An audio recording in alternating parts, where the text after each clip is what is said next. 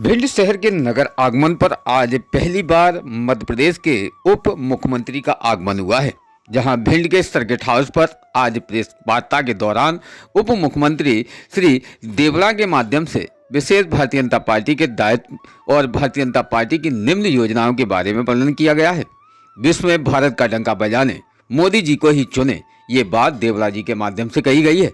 वहीं प्रदेश को पंख देकर अपनी प्रतिभा की उड़ान को कायम रखेंगे भारतीय जनता पार्टी के कार्यकर्ता। अब की बार फिर से हुंकार भर के 400 के पार का निभाएंगे दायित्व, ये बात श्रीमती संध्या राय के माध्यम से कही गई है। भिंड 2014 से आज तक भारतीय जनता पार्टी की कल्याणकारी योजनाओं के क्रियान्वयन और भविष्य में भारत को विश्व की तीसरी आर्थिक शक्ति बनाकर विकसित देश की श्रेणी में लाने हेतु 2024 के लोकसभा चुनाव में माननीय श्री नरेंद्र मोदी जी को तीसरी बार अनवरत रूप से प्रधानमंत्री बनना है, ताकि विश्व भर में भारत का डंका यूं ही बजता रहे। उक्त उद्गार आज जिला मुख्यालय भिंड स्थित बद्री प्रसाद की बगिया के गीतांजलि गार्डन में मध्य प्रदेश के उप मुख्यमंत्री माननीय जगदीश देवड़ा जी एवं प्रबुद्ध जन संगोष्ठी को हाट सम्मेलन एवं संवाद कार्यक्रम में मुख्य अतिथि वक्ता के रूप में व्यक्त किए गए। वहीं मंच पर लोकसभा प्रत्याशी सांसद श्रीमती संध्या राय, जिला अध्यक्ष श्री देवेंद्र सिंह नरवरिया, उप करणीय ऊर्जा मंत्री श्री राकेश शुक्ला, विधायक भिंड श्री नरेंद्र सिंह कुशवाहा, जिला पंचायत अध्यक्ष श्रीमती कामना भदौरिया तथा लोकसभा संयोजक अवधेश सिंह कुशवाहा एडवोकेट उपस्थित रहे।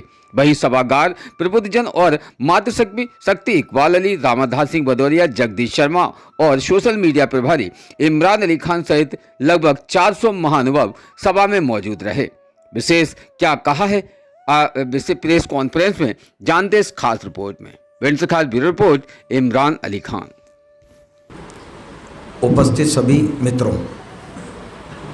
इस समय हम सब लोकसभा के चुनाव में हैं और मुझे लगता है कि बहुत जल्दी चुनाव की घोषणा संभवतः होने वाली होगी या होगी, लेकिन पूरा देश इस समय चुनाव के मैदान में है और हिंदुस्तान की जनता का भारतीय जनता पार्टी के प्रति अपार उत्साह है।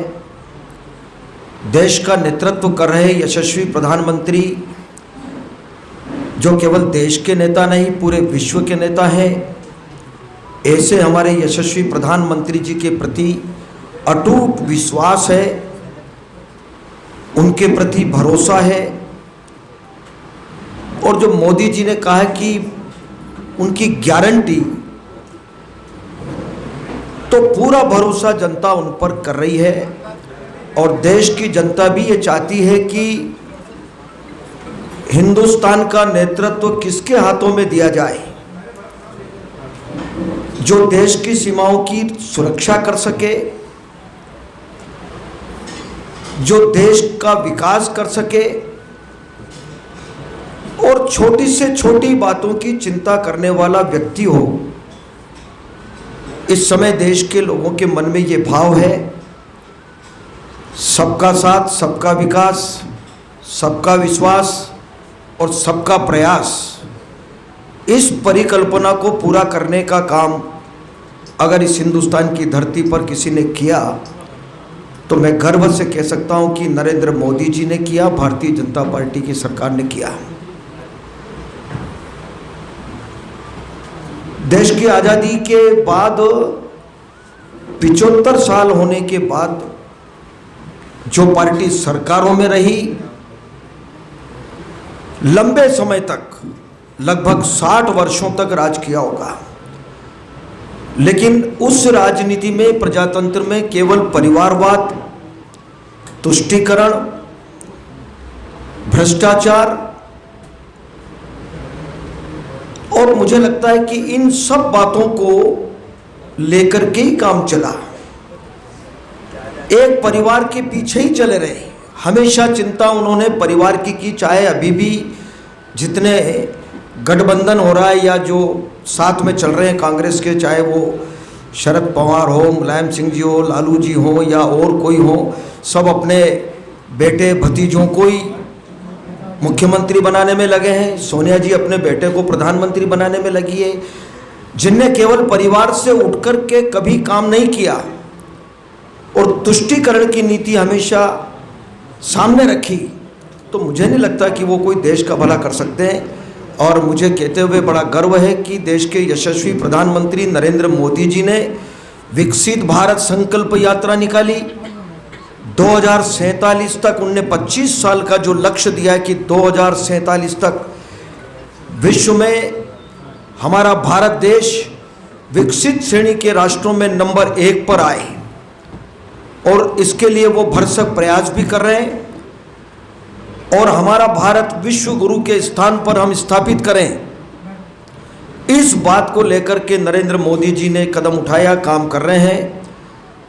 और हम सब जानते हैं मित्रों कि कांग्रेस की सरकारों ने जो हाल इस देश का किया है सबके सामने छिपा नहीं है कि लाखों परिवार आसमान के नीचे जीवन जीने को मजबूर थे। मुझे नहीं लगता कि उन्होंने 60 साल में खजाने की चाबी जनता ने प्रचंड बहुमत देकर के उनको बिठाया। और जो देश का मुखिया बनता है उसकी ये ड्यूटी होती है, उसका कर्तव्य होता है और उसका राजधर्म होता है। कोई भी सरकार में बैठ कर के अगर ये सब काम अगर गरीबों के हित में करे, जनता के हित में करे, विकास के काम करे, तो मैं नहीं मानता हूँ कि कोई किसी के माथे पर एहसान करता होगा। अगर हम मंत्री बनकर के कोई काम करते हैं जनता के लिए, तो ये किसी के माथे पर एहसान नहीं है, ये राजधर्म का पालन है और ये जनता के लिए करना चाहिए, ये ड्यूटी है। मैं कहूँ उप मुख्यमंत्री बनकर के या मुख्यमंत्री बनकर के कोई कहे कि हमने ये किया, काम किया, अच्छी बात है, बताना चाहिए, लेकिन हमने कोई एहसान किया हम ये नहीं कह रहे। ये राजधर्म का पालन है, ये राजधर्म का पालन आज तक कांग्रेस ने कभी नहीं किया। हमको बहुत कष्ट होता है कि जब हिंदुस्तान की जनता 60 वर्षों के बाद खुले आसमान के नीचे लाखों परिवार बरसात में, ठंड में, गर्मी में खुले आसमान के नीचे जिंदगी जीने को मजबूर रहे, प्लास्टिक की सीट लगा करके वो अपना जीवन जीते थे। बरसात के गीले कीचड़ में बच्चों को प्लास्टिक बिछा करके रखते हैं। हम सब जानते हैं कि रेलवे स्टेशन के किनारे, नालों के किनारे, गंदे नालों के किनारे लाखों परिवारों ने अपना जीवन बिताने के लिए मजबूर हुआ। आज तक चिंता नहीं करी, मूलभूत आवश्यकताओं की पूर्ति कभी कांग्रेस ने नहीं करी, न पीने के पानी का प्रबंध किया, न इलाज का कोई प्रबंध किया, न यहाँ पर सड़कों की चिंता की, न बिजली की चिंता की। मुझे नहीं लगता कि कभी कोई इस प्रकार की चिंता की। लेकिन मैं गर्व से कह सकता हूँ, मैं धन्यवाद दूंगा यशस्वी प्रधानमंत्री जी को, हम पूरे देश के लोग, कि उन्होंने बिना जाति भेदभाव के हर गरीब आदमी के माथे पे छत का प्रबंध किया। और केवल यहीं इतिश्री रेवाखंडे नहीं करी कि केवल मकान देकर के हम छूट गए। मकान देने के बावजूद शुद्ध पीने का पानी मिले, जल जीवन मिशन में योजना बना करके पूरे हिंदुस्तान के लोगों को एक एक घर में शुद्ध पीने का पानी मिले, ये प्रबंध उनने जल जीवन मिशन में किया। 2024 तक उनने घोषणा की। मुझे लगता है इसका बहुत तेज गति से काम चल रहा है। कई हमारे शहर, कई गांव ऐसे हैं जहां 100% काम हो गया।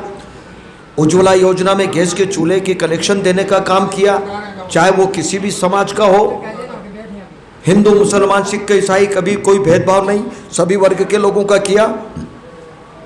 इलाज के अभाव में कई लोग अपनी जिंदगी समाप्त कर देते थे। 1000 रुपये की दवाई, 500 रुपये की दवाई गरीब आदमी नहीं ला सकता था। लेकिन आयुष्मान भारत का जो कार्ड बनाया है वो वास्तव में वरदान सिद्ध हुआ है। हम सार्वजनिक क्षेत्र में काम करते हैं, हम रोज लोगों से पूछते हैं, रोज मिलते हैं, तो हर व्यक्ति कोई ना कोई खड़ा होकर के बताता है कि आयुष्मान कार्ड से हमारा हार्ट का ऑपरेशन हुआ, ट्यूमर का ऑपरेशन हुआ, गंभीर बीमारी का हुआ, कहीं अहमदाबाद में हुआ, कोई इंदौर में हुआ, एक नया पैसा भी उनका खर्च नहीं हुआ। और जनता के बीच में आकर के वो बोलते हैं, भावुक हो जाते हैं वो, कि अगर मोदी जी अगर ये कार्ड नहीं चलाते तो शायद हम चले जाते। जीना और मरना तो ईश्वर के हाथ में होता है, लेकिन नीचे सरकार की एक व्यवस्था होती है, सरकार को व्यवस्था करना चाहिए। तो आयुष्मान कार्ड 1 साल में 5 लाख रुपये जमा हो रहे हैं उसमें, और अगर 1 साल में इलाज में अगर खर्च हो गए तो दूसरे साल फिर 5 लाख रुपए उसमें जमा हो जाते हैं। केवल आधार कार्ड बताना होता है। तो मुझे लगता है कि जो भी पात्र लोग हैं उन सब के कार्ड बनाने की भी हम अपील करते हैं सब लोगों से कि भाई जिनके नहीं बने वो भी बनाएं। ये मोदी जी की गारंटी कार्ड है जेब में रख कर के आदमी घूमेगा, गरीब आदमी हिंदुस्तान के किसी कोने में चला जाए तो उसको पैसे उधार लेने की ज़रूरत नहीं, मकान गिरवे रखने की ज़रूरत नहीं। ये प्रबंध मोदी जी ने किया है। संकट की घड़ी में उन्होंने खाद्य सामग्री का इंतजाम किया और मुझे लगता है कि ये सारे काम आप देखें, सड़कों का पूरे हिंदुस्तान में जाल बिछा, वो 8 लाइन हो, 4 लाइन हो, 6 लाइन हो। रेलवे के क्षेत्र में जाएंगे तो रेलवे के क्षेत्र में भी मुझे लगता है कि आज देखें सारे स्टेशनों की स्थिति देखें। मैं मतलब आप पत्रकारों के हमारे साथियों के बीच में बैठा हूँ, लेकिन आम आदमी से भी अगर पूछेंगे तो आज स्टेशनों की स्थिति, हमारे अंडर ब्रिज, ओवर ब्रिज या जितने पुल पुलिया बने इनको देखें। सिंचाई के क्षेत्र में क्रांति हुई। मध्य प्रदेश में भी सरकार ने जो काम किया, हमारे डॉक्टर मोहन यादव जी के नेतृत्व में अभी सरकार चल रही है, तो निश्चित रूप से मुझे लगता है कि महिलाओं के बारे में भी विचार करके लाडली बहना के बारे में खाते में पैसे डालने का काम किया। किसान सम्मान निधि खाते में जा रही, कोई दलाल नहीं, कोई बीच में बिचौलिया नहीं।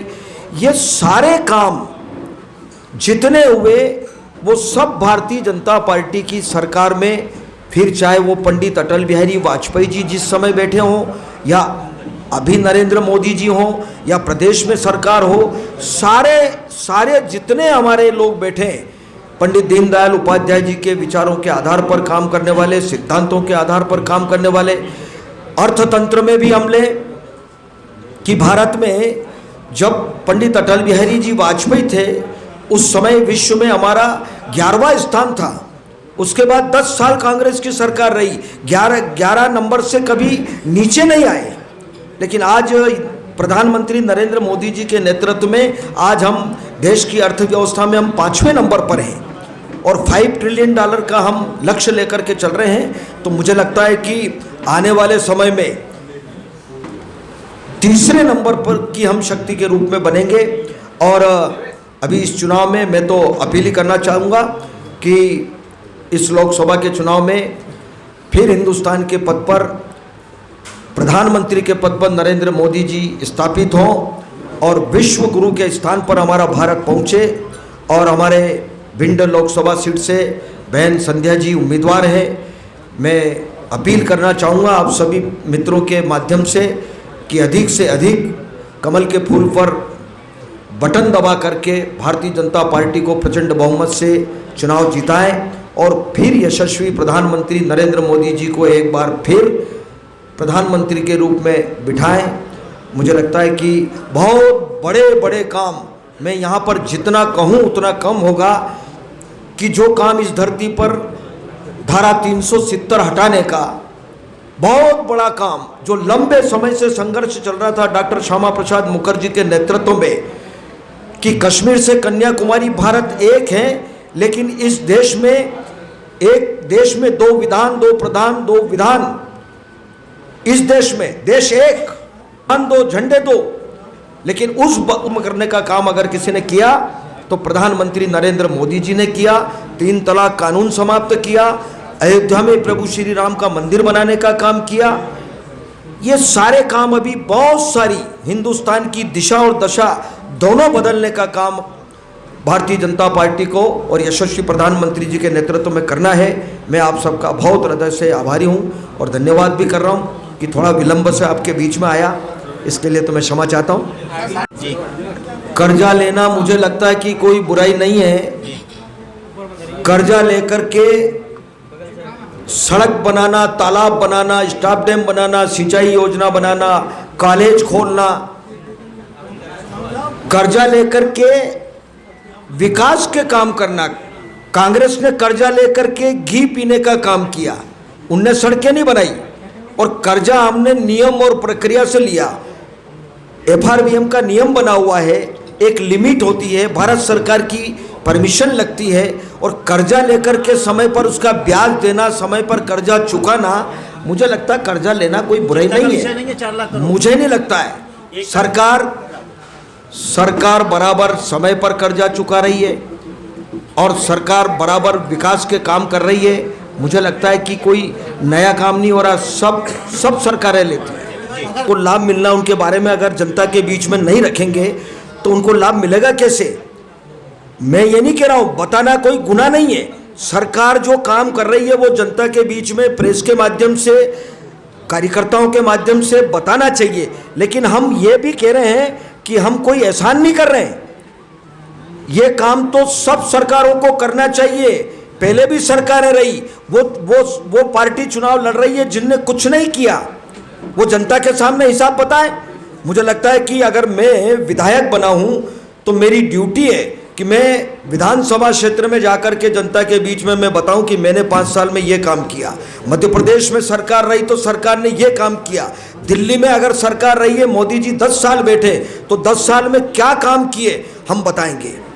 अटल बिहारी वाजपेयी जी बैठे तो उनने क्या काम किए थे हम जनता के बीच में जाकर के बताएंगे। बताना तो है, लेकिन ये जनता अदालत है और ये मालिक है। प्रजातंत्र में जनता मालिक होती है और उनने हमको जिम्मेदारी दी तो हमारा भी कर्तव्य बनता है कि 5 साल में क्या खोया, क्या पाया, क्या आपने जनता के लिए किया, ये हिसाब बताए। कांग्रेस के लोग आकर के बताए, आप प्रेस वालों के बीच में आकर के बताए कि उनने कौन सी सड़कें बनाई। मुझे नहीं लगता मध्य प्रदेश में लंबे समय तक दिग्विजय सिंह जी की सरकार रही, 1 घंटा बिजली मिलती थी, पीने का पानी मिलता नहीं था, सड़कों का बेहाल था। आप मुझे बताएं कौन सा काम किया। कमलनाथ जी बैठे थे 15 महीने, कौन सा काम हुआ भाई? एक ईंट मैंने विकास की लगाते हुए नहीं देखी, एक काम मैंने नहीं देखा कि उनने कोई काम किया 15 महीने में, कुछ नहीं। और जो योजनाएं चला रखी थी उस समय तत्कालीन मुख्यमंत्री जी ने उसको बंद करने का काम किया। तो फिर किया क्या आप बताओ ना जनता के सामने। अभी लोकसभा में जा रहे हैं तो आप बताओ कि आपने, आपकी सरकारों ने कौन से काम किए, बताओ। दिखते हैं आज जिन सड़कों पे हम चल रहे हैं, यही सरकार करे। अभी वो कोई भी योजना बंद नहीं होगी, जो योजना चल रही है वो बराबर चलेगी, उसकी राशि खाते में डलेगी। अभी भी डाली है राशि। मेरा प्रश्न ये है, क्या राशि बढ़ा रहे हैं आप? अभी इस समय कुछ नहीं कर रहे हैं। अभी जो राशि डाली है वो डाली, 3000 वादा किया था, अभी करेंगे वादा। सरकार अपना संकल्प पत्र, सरकार अपना संकल्प पत्र 1 दिन 1 महीने के लिए नहीं देती है, 1 साल के लिए नहीं, 5 वर्ष के लिए होता है और 5 साल में हम पूरा करेंगे। बहुत बहुत धन्यवाद। रोज़ ताज़ा खबरें देखने के लिए हमारा चैनल DBC 24 न्यूज़ को सब्सक्राइब करें, साथ ही बेल आइकन भी दबाएं।